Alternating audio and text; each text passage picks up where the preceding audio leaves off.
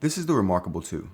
It's an eInk tablet with a 10.3-inch screen, has 8 gigabytes of internal storage, weighs 403 grams, and is a whopping 4.7 millimeters thin, which, if you can see that, that is incredible. It is touted as the world's thinnest laptop or tablet, and I can definitely believe that. I'm going to throw the rest of the specs up on the screen just for your reference, but those hardware specs are hardly important when it comes to a device like this.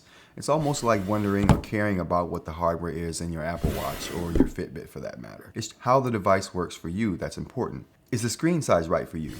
Is it too heavy?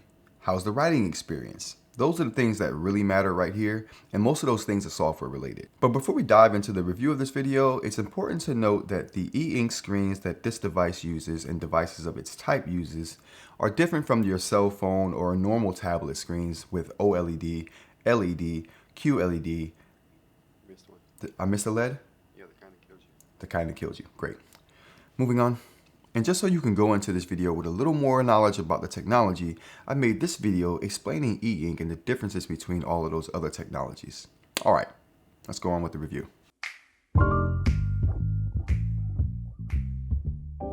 So I did an unboxing of the reMarkable 2 in another video. I'll link that down below in the description.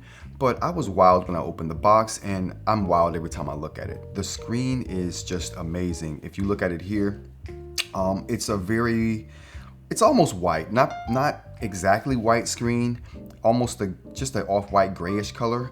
And the frame is almost the same color. You can tell they tried to match that. It is very nice though.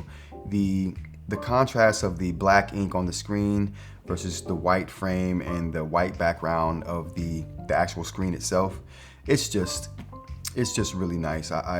It's almost a magical experience how lifelike it looks, like the ink is sitting on top of the screen. But yeah, so moving on to the frame, we have a metal frame that surrounds the screen. This metal frame is really nice too. I love the way that it has the curved edges here. I'm not sure if you can see that, but all right, there we go. Now we're focusing. So I'm not sure if you can see that here, but the frame is rounded here. It's very nice, and it feels very nice in the hand as well because of the rounded edges. And again, just so incredibly thin this thing is. But all right, so moving on to the power button, we have a nice placement of the power button right here on top. I love that they kind of symmetrically placed it with the power input right here, USB-C, we have on the bottom. I just think that's a cool symmetry they've done right there with the power button right here and the power supply on the bottom right here. Although I would like to see the power supply on the top, just because when you're charging and you're writing, it's not in the way. If the cord's down here and you're writing, the cord is most definitely going to be in your way. So that's something that I would like to see on maybe the next generation of this. But moving to the back of the device, we have, I'm not sure what this is on the back here. It's definitely some sort of plastic that they have on the back, so I'm not sure what the back material is made of. But it's also starting to bubble up on me. I'm not sure if you can see that here, but right here is starting to bubble. And I'm not sure what that's from exactly, if it's just an air bubble like how you get under a screensaver or something like that. But however it got there, it doesn't really have an effect on the device itself.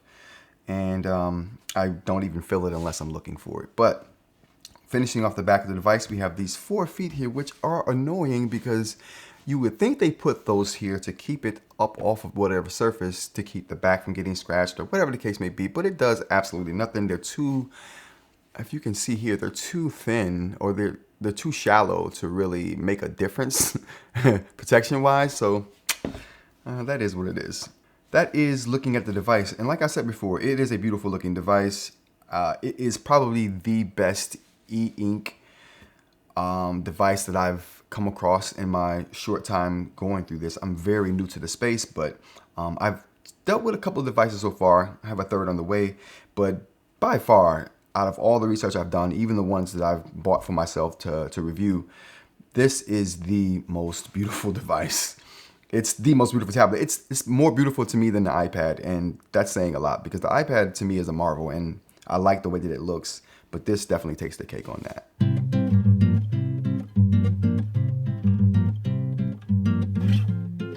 All right, so moving on to the pen. The pen here is really nice. It's really simple in that it's just a tube, essentially a cylindrical tube, but it has some reMarkable branding right here.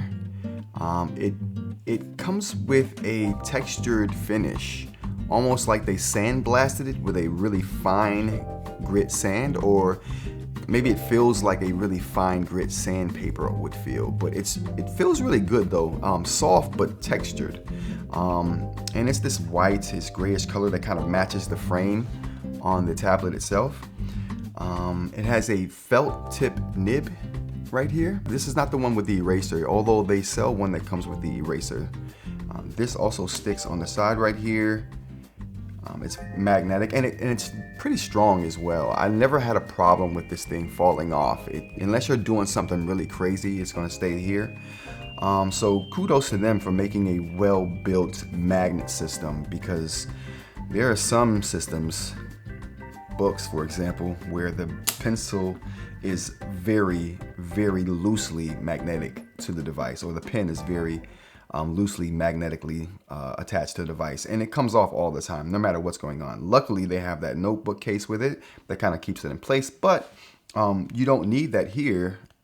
It stays in place, and I've never had a problem with it coming off when I didn't want it to come off. Another thing about the pen here, it's pressure sensitive, up to 4,000 and something degrees of pressure. It's also tilt sensitive, to where it senses the fact that you're tilting the pen or marker, and it will give you a shading effect when you're drawing. So that's another benefit of this pen.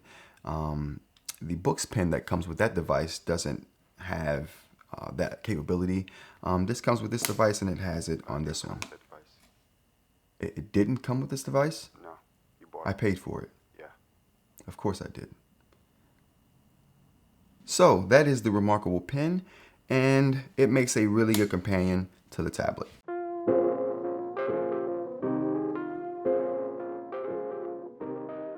So though I did get this separately, I guess, it is a package and it works well together. One more thing about this particular screen is that it has a film over the screen here that adds a bit of texture to it, and with the combination of this felt tip on the pen, it has a particular feel and sound to it. So we'll go ahead and check that out now. Let me go ahead and flip this focus. So it has a particular sound and feel, and we'll go ahead and give you a glimpse of that here. So check this out. So it has that sound where you can tell that there's a textured finish on here. And as far as feel goes, it has that kind of felt marker on cardboard feel. And as a retired old school retail manager, I caught a little bit of PTSD from that marker on cardboard sound. I spent many hours doing that, so I had to back away, take a break for a minute. It's definitely something that you will appreciate if you like the pencil on paper feel, because a lot of people equate it to that. That wasn't my experience though.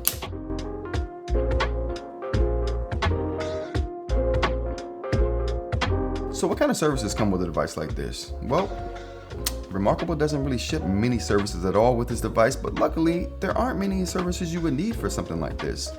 Backing up your files and syncing them to somewhere where you can get access to them through other devices is really all you need. Well, a really good way to export them the way you want would be nice too, but that may be asking too much. The basics are here, and they definitely have you covered on that. You can even send notes through email, which I don't suggest unless you're converting it to text, and we'll talk about that later. But if you're sending a handwritten note through email, it just comes off as a cheap font. Like, no one believes you wrote that. They just believe, oh, he picked a cheesy font and sent me an email in a cheesy font. So do it at your own risk. And the tablet comes with all those features, but you have to sign up for reMarkable's Connect service to get all of that, which I'll go into later.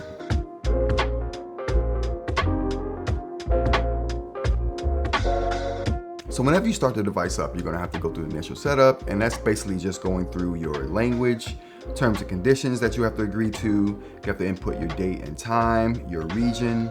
You have to set your sleep and shutdown timers, and you have to set up your system navigation for gestures. And then you're all set. I suggest you do go through those navigation gestures though, because they are super helpful, especially when you get into the editing aspect, if note-taking is the reason you got into this device.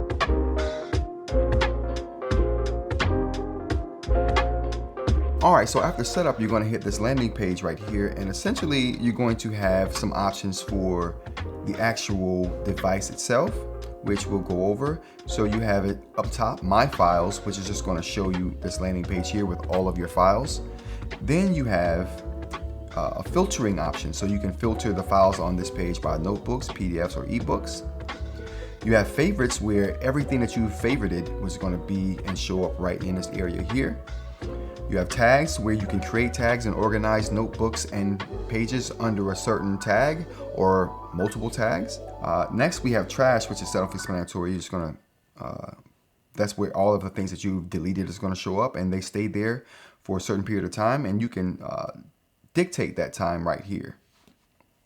So next, we have guides, which I definitely suggest you go through. They're really simple and straightforward. This device is not complicated at all. You'll be up and going in minutes, but it's definitely worth taking the few minutes that it takes to go through these guides, because it's going to help you so much when you're navigating the device and just giving you the functionality and everything that this thing can do. After the guides, we have settings. And basically, this is just a way for you to put in your personal information, flight mode, Wi-Fi selection, battery information, storage of the device. Of the 8 gigabytes of storage it comes with, about 6 gigabytes is going to be useful. The rest is going to be taken up by the operating system.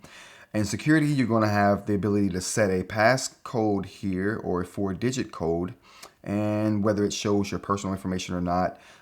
This is a very cool feature right here that I like, that once you sleep the device, you can have it show the last page that it was on. So one of the advantages of this technology is that once those the pigment is moved into place, it'll stay there kind of like an Etch-a-Sketch until it's essentially refreshed, or like an Etch-a-Sketch would be shaken and refreshed that way. So until the screen is refreshed, it'll show whatever was on there without using any or much power at all.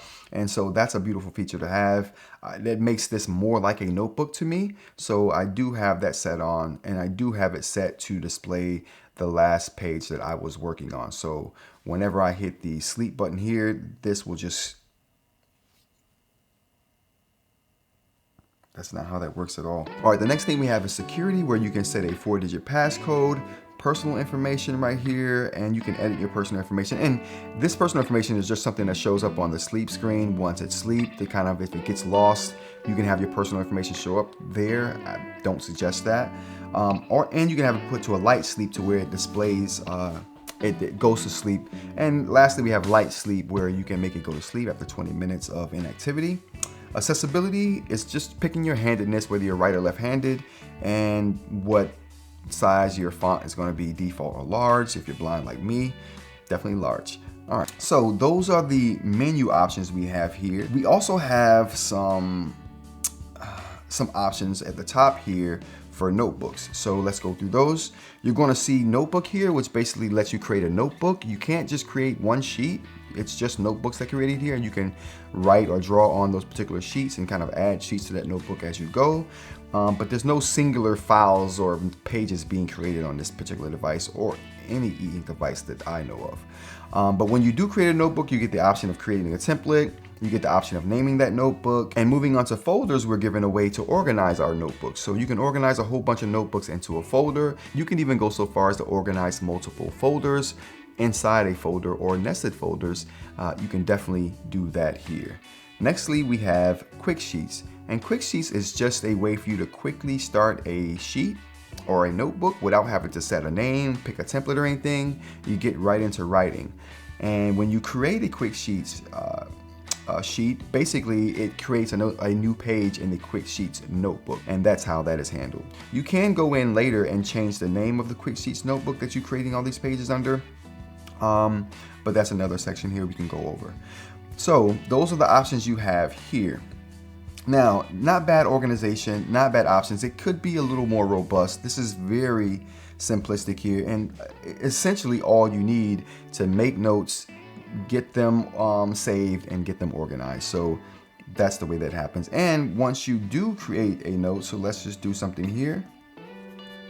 So notes are auto-save, so you don't have to worry about saving them. And that's a cool little feature there. So as we can see here, it's just auto-saves. There's no saving you have to do. And if you have the syncing functions, which we'll talk about, it syncs in the background for you as well. So let's go ahead and go into one of these notes and give you the options that the actual notes have themselves.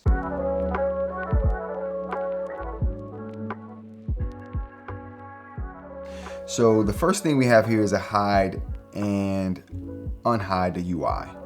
One thing about the unhide and hide UI is that you notice here that the screen doesn't scale when the hide and when the UI comes in and out of the display here. You can see here by the hello not scaling at all.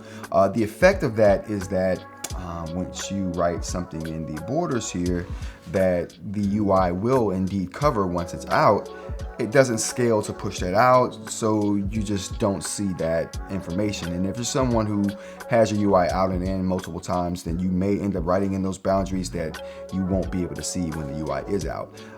You could just have it always out and know where that boundary is and just do that, but I find that a little bit annoying.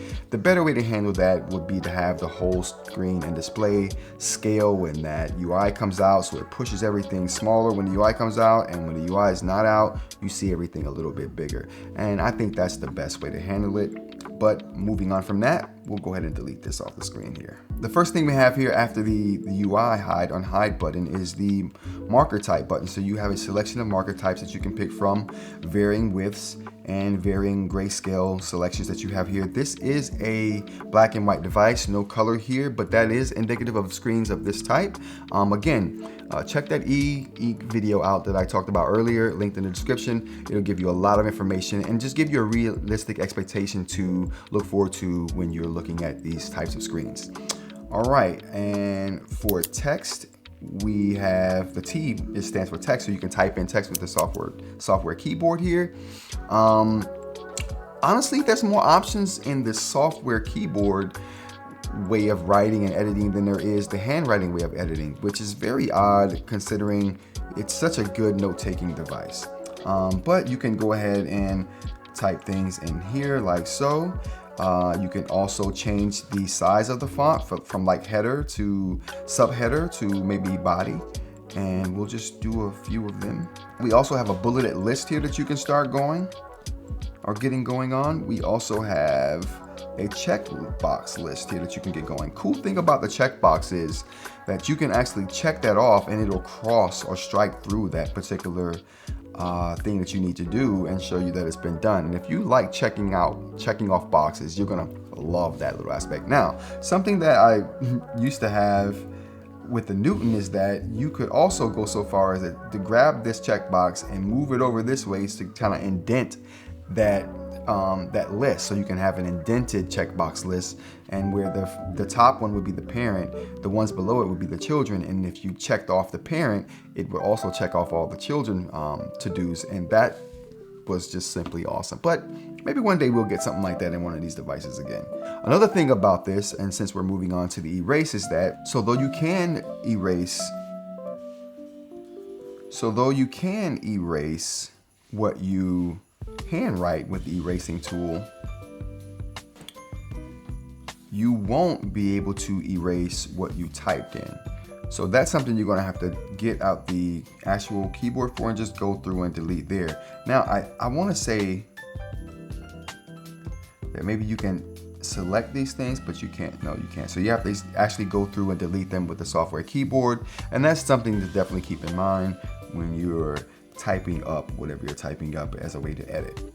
So next is a selecting tool, so you can select things like that. You can move them about, you can resize them, which is very cool. Also with the selection tool, you can cut things out, you can copy them, and then actually when you copy them, you can paste them as well. Okay, so just wherever you tap at, it's gonna just recreate it. That's kind of cool. And I like the resizing aspect of it, because if you write a sentence, you can resize the sentence. Oh, there we go. You can change how that looks there. So there's lots of things you can do here. You have tons of options. And that's one of the beautiful things about having a digital handwriting device is that you can manipulate text in a way that you never could with regular handwriting, which leads to you editing a lot less and being more efficient, in my opinion. All right, so you also have the undo and redo buttons here. So you can also do that with your fingers. That's why I say I think it's important to go through those gestures because they go through this as well. So 2-finger tap to undo, 3-finger tap to redo. So that's a really cool way to get work done when you're writing. Undo, blah, blah, blah, redo, blah, blah, blah. I do blah, blah, blah, blah, a lot. The next thing we have here is a way to view all of the pages in the current notebook you're in. So like I mentioned before, we are in the Quick Sheets notebook here because I just hit that Quick Sheets button here. There we go, Quick Sheets. And I'll go back a page. There we go. So we're in the Quick Sheets here, and this is all the pages I have in the Quick Sheets. And yeah, my daughter's drawings there. But that's a way for you to see all the pages in the notebook. Here's a way for you to tag the particular item or page or notebook here, or create a new tag if you want. Add filters, which I think with this one you can add 5 filters. Yep, not filters, but 5 layers. You can have a layered notebook. And I typically only use about 2 layers beyond the template layer. I write my notes and then I may add another layer to do highlighting or make annotations or anything like that. So I add a new layer for that so it doesn't affect the base material, but there's layers there if you need them. And here's a share button here that you can get information from this device out of the device. So you can print or you can present with screen share, which basically other devices that are connected to the same Wi-Fi here. So basically what it is you can show what you're doing on your device with a computer or a phone or tablet you have that's on the same Wi-Fi, and then use other technology to kind of share that if you want to more widely. You can send by email, like I said before, but just don't. Not unless you're converting the text, which we're about to do here. So converting text is the next option, which if you circle this, I don't think you need to circle that. So you don't really need to circle that. So you can convert any text on the screen, any handwriting on the screen to text. As you see here, put in hello right there. So that was pretty quick, but I have tried to convert a paragraph and it takes a long time. A better way to do it would be just to convert it in the background whenever you're writing anyway. So anytime you need to call it up, it's almost instant. Some other tablets do that. This one does not. The next option we have here is going to be the notebook options, the actual notebook that you're in. Like I said, we're in the Quick Sheets notebook and we have 15 of 16. We're on page 15 of 16. You have notebook settings, which are the same notebook settings you get when you create the notebook. You have a search for words that are in a particular notebook that you're in already, so a local search. And we have a landscape change, so you can change the orientation from portrait to landscape, and you can add a page. Another way to add a page would be just to kind of swipe right to the last page, and then swipe right again, and then you'll see that option to add a page, and you just add a page that way. So very intuitive ways to do things here. This X at the top right corner, I've hit it a lot, but just to explain that, this just gets you back to that main landing page here. My files, essentially. All right, so we're back at the My Files, and we've checked out all the options there. One more option we didn't check out up here is the search. And this search right here is a global search, and you can kind of refine the search from folders, notebooks, PDFs, ebooks. And these are all of the file formats that you can use on this particular device. Like I said, print just looks good on this device of any kind, whether it's your handwriting, whether it's text, ebooks. Like I said, no color here, but this is not what this is for anyway. If you're buying this for anything other than taking notes and just a really convenient way of viewing and beautiful way of viewing PDFs, then you'd be better off looking at a different device, in all honesty.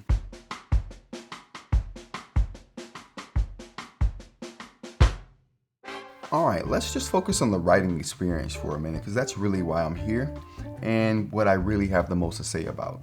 So if you want to just create a new notebook, you go here and we'll just start from there. And from here, we'll type in test. So this is gonna be just a test. Oh, there we go, just kind of delayed there. So we go in for test here. And first page is what we want to do. And we'll just look through the templates here. Now you get a chance to select the name of the notebook, and you get a chance to select the template, which you have a selection of creative templates here. Grids, life and organize, ones with lines. I like the checkbox ones. And portrait or landscape. So these are all portrait templates, and then you get landscape templates, and you can kind of pick what you want in the different orientations there. So for our intents and purposes here, I'm just going to pick a lined, lines. U.S. College. That sounds about right to me. All right, so we'll create that. So now that we've created the notebook and we have a page with a template that we like, we can start writing. So we can just call this grocery list. Oops, don't want to do that. So we'll just do grocery list, and I'll make my things bold here. All right, so I'm gonna make me a grocery list here. And let's just erase this. All right, so now that I've made my little header there, I'm gonna change the line to line, or no, I'll do this because I'm gonna draw me a little. I like drawing my bullets.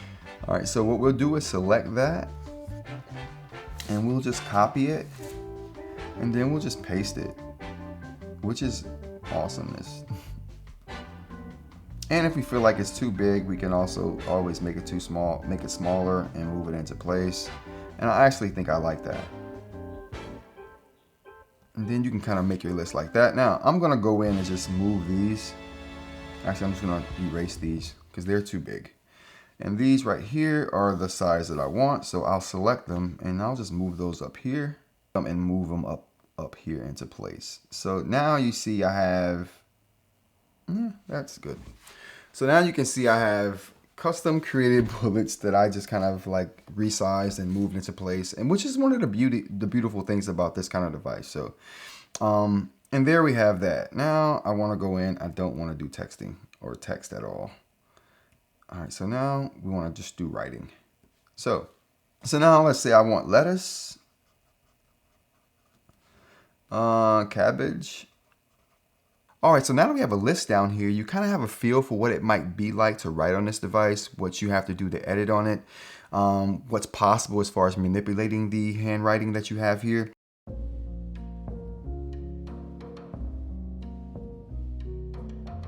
And the writing feel of it, though people do relate it to pencil on paper, I'm more of a pen on paper feel kind of guy, as you can see here. All right, so don't judge me with having this crappy pen. It's the only pen I could find right here. I want to write with something better, believe me. For me, I'm more of a pen on paper feel. As you can see here, we have a stack of papers, which feels really good because it gives you a soft, some cushion when you're writing. I love that feel.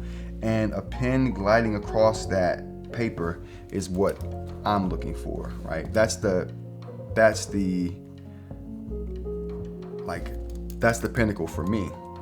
So, and that's not, there's some scratchiness to it, right? But it's soft and it's glidey with some friction. This particular setup right here it's glidey with some friction, yeah, but it's too sticky. It's too, like, listen to this. It's too, when you stop writing and you go a different direction,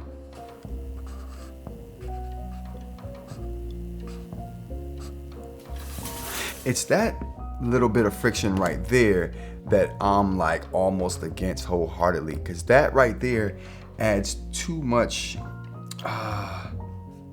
marker feeling. I like the little bit of friction you get when you're writing, but then when you get to the stopping point and you have to change direction, it's like, that is what gets me. That little bit of extra friction is what I don't like when it comes to pencil and paper, and more importantly, marker on paper or marker on cardboard feel. Not a bad feel. The textured feel is good if you like that pencil on paper kind of thing. But I'm not a fan of pencil on paper. I'm definitely a fan of pen on paper, and maybe a different nib would help me with that situation, the feel, because I do like the resistance you get from this film that is on the top of the screen here. It's a very nice touch, and I do like the fact that they thought about how that would feel for someone writing. But I'm looking for a different feel altogether. Now, the writing experience and how the ink shows up on the screen, again, this is just a beautiful device. You get rid of the UI and it's just like it's a sheet of paper, right? And it just looks really good. And there's not very many things that can compete with this package of lightness, thinness, beautiful design. It's a really nice package they have here.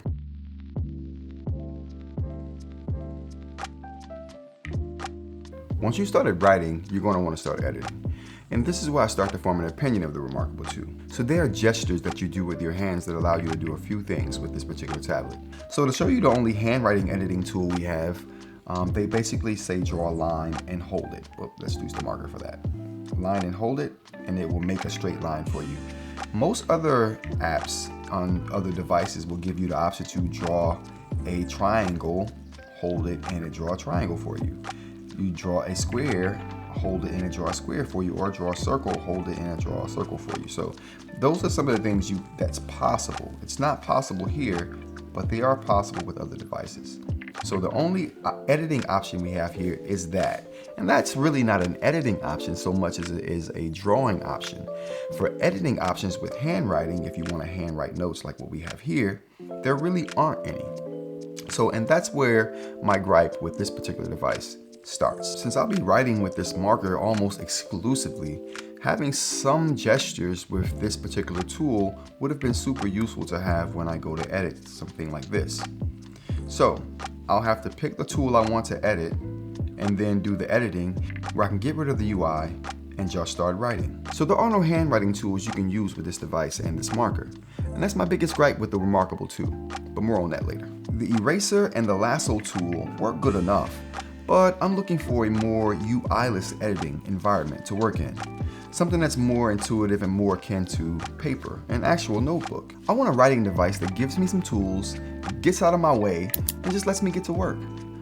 That's all but impossible on this particular device. Now that is possible elsewhere, just not here.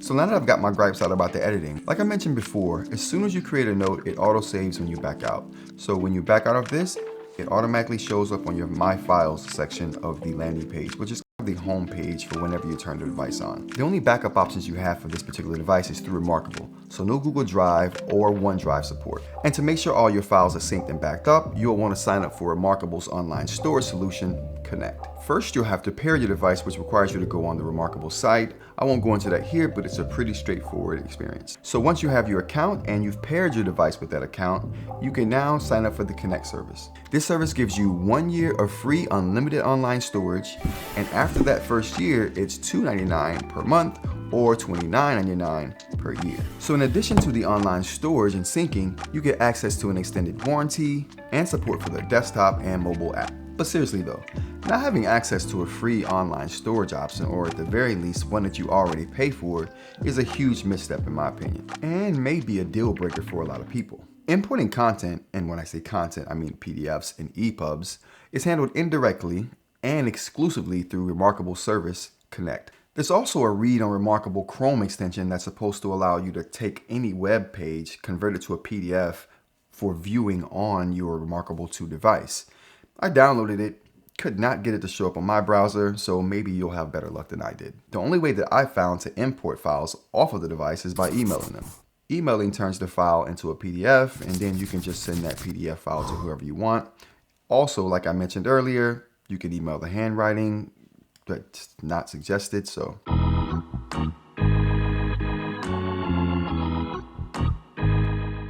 Battery life is subjective and varies from workflow to workflow, but with very heavy use while I was doing the review, I got about 4 to 5 days out of a charge on this particular device.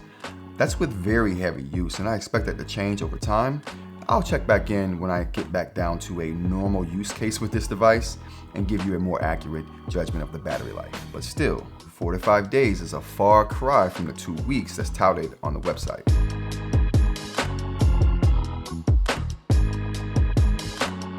We spoke about settings earlier, and there aren't many to really get into, and that's a good and a bad thing depending on your use case. But these settings, or a lack thereof, forces you to use the device in a certain way and won't let you deviate from that. In certain settings though, that's actually a plus. I'll also speak on that a little later. Similar to the setting situation, we have a limited set of functionality for this device when it comes to apps. There really are only two, a PDF viewer and the note-taking app. This device has a singular focus, and in a setting like school or work where work is expected to get done, it's nice to have a device like this that's not internet enabled that can help convince who's ever overseeing the situation the actual work is being done and not just goofing off. That being said, the native apps work very well. The note-taking app is all you could want and something to take down a quick note or two, and the experience is awesome in both look and feel. Then you have the PDF reader that shows you PDFs on the screen with very, very nice contrast and crispness. There are no additional inputs or outputs on this device, but they do have the connector port right here, if you can see that. And what that does is allow a keyboard case to be added to the device. I didn't get that keyboard case because, like I said, my primary objective for this device is writing, and I'm trying to get away from having to type. But the case without the keyboard, I highly suggest, and if I keep this device, I'm definitely going to spring the money for that. And this brings me to my final thoughts on the reMarkable.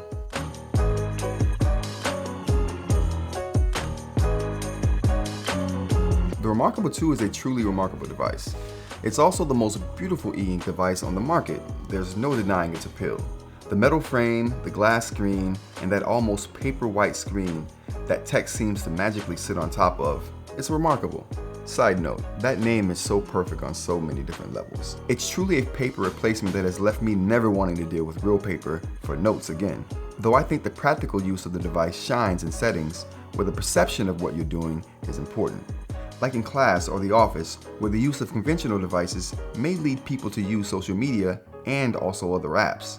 But here, there's none of that, so no worries. But outside of that use case, and maybe jotting down a quick note or two because you're just over paper, which it's awesome for that too, I can't recommend it to the majority of people who are looking for a paper replacement for serious note-taking and organization, due to the lack of honestly basic features that most other tablets in this category, and certainly in this price range, have and have more of. Be that as it may, this e-ink tablet is good for what it does, and excels in look and feel, but it's obvious to me it wasn't built exclusively around writing. It's got more options for text than handwriting, and better ones, and that's okay. Not everyone needs extreme amounts of editing tools. Plus there's beauty and simplicity, and this is definitely a notebook anyone can pick up and feel comfortable using in minutes. And that's huge value in and of itself. Alright everyone, that's my reMarkable 2 review. I hope I didn't take up too much of your time with this. Let me know what you thought down in the comments below of the writing experience. Is this pencil on paper or is it more marker on cardboard? I want to know. What's your take on this particular screen protector and marker combination for sound and feel? And what else did you think? Did you think this was a good tablet? Do you like e-ink? Did you get it and was like, what crap is this? Why does it look so crazy? Let me know below. Definitely a different technology. I've been looking for this for a while, and I'm glad I found and got put onto this category of device. I'm going to be trying other e-ink devices like the Tab Mini C. I'm trying to get the Super Note in as well, so stay tuned for that. Go ahead and like and subscribe if you liked, and subscribe if you want to see more. So I'll see you guys next time. Until then, take care.